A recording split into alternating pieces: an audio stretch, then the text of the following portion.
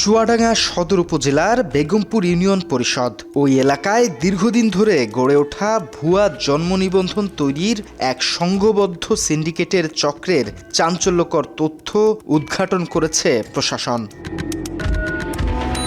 গত ৭ মে এক অজ্ঞাতনামা ব্যক্তি উপজেলা নির্বাহী কর্মকর্তার অফিসিয়াল নম্বরে যোগাযোগ করে অভিযোগ করেন। অভিযোগের ভিত্তিতে তদন্তে নামে উপজেলা প্রশাসন।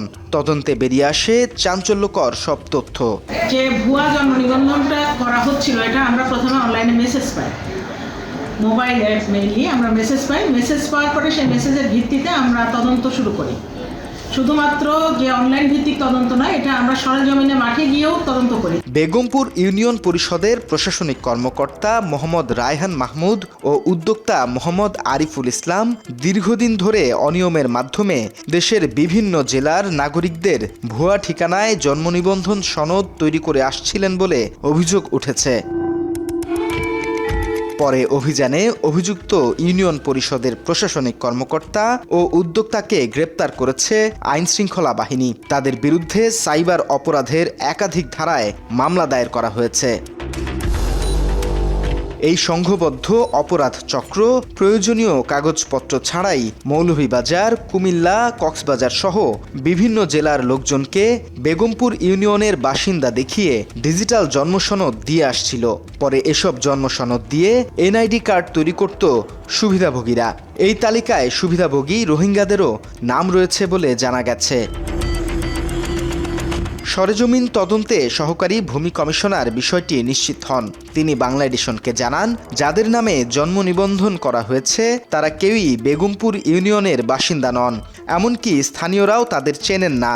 তিনি আরও জানান, ইউনিয়ন পরিষদের নির্ধারিত নিবন্ধন আইডি অপব্যবহার করে উদ্যোক্তা আরিফুল ইসলাম নিজেই জন্ম নিবন্ধন কার্যক্রম পরিচালনা করতেন, যা সম্পূর্ণ বেআইনি। তদন্ত করে দেখা গেল যে যাদের নামে জন্ম নিবন্ধন এখান থেকে দেওয়া হয়েছে, এই জায়গাতে অর্থাৎ চুয়াডাঙ্গাতে বেগমপুর ইউনিয়নে তাদের কোনো অস্তিত্বই পাওয়া যায়নি।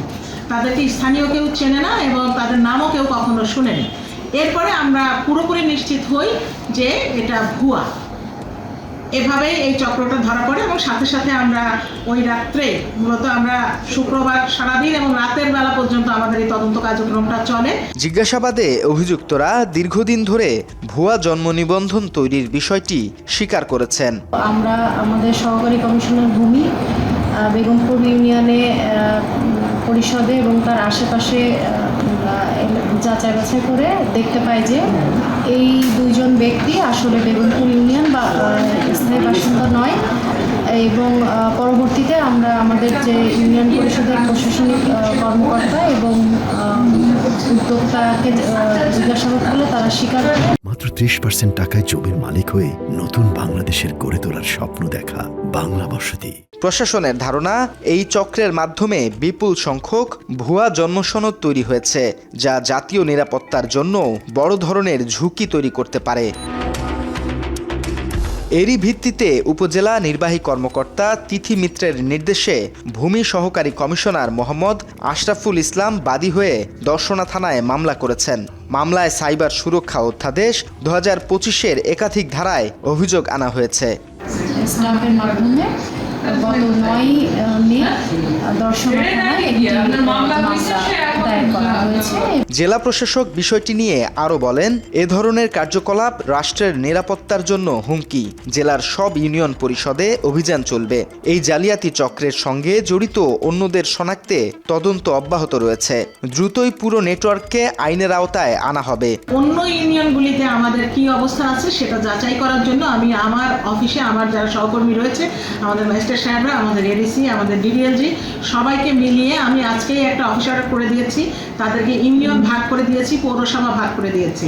তারা ইউনিয়ন ওয়ারি সরেজমিনে যাবে, সেখানে বসে তাদের সফটওয়্যার চেক করবে কিভাবে তারা জন্ম নিবন্ধন সনদ ইস্যু করেছে, সেই যে পুরনো যেটা অনেক আগে, সেগুলা করার ক্ষেত্রে আইন অনুসারে যে জিনিসগুলা অর্থাৎ যে প্রমাণকগুলো তাদের থাকতে হয়, সেই প্রমাণক সাপেক্ষে তারা জন্ম নিবন্ধন সনদ ইস্যু করেছে কিনা এটা আমরা একদম র্যান্ডম চেক করব। চেক করার পরে আমরা বাকি যদি আরো কোনো অনিয়ম পাই, সেক্ষেত্রে আমরা একই ধরনের আইনগত ব্যবস্থা নিব। এ ঘটনায় ওই ইউনিয়নের সচিব অর্থাৎ সহকারী নিবন্ধক গ্রেপ্তার হলেও ইউনিয়ন পরিষদের প্রশাসক, সদর উপজেলার পরিসংখ্যান কর্মকর্তা নিবন্ধক বিল্লাল হোসেনকে তদন্ত সাপেক্ষে গ্রেপ্তার করার চেষ্টা চলছে, এমনটাও জানান জেলা প্রশাসক।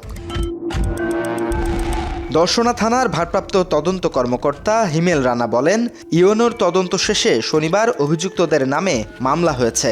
শুক্রবার দিবাগত রাতে তাদের আটক করে দর্শনা থানা পুলিশ। আটককৃতদের আদালতে পাঠানোর প্রক্রিয়া চলমান রয়েছে।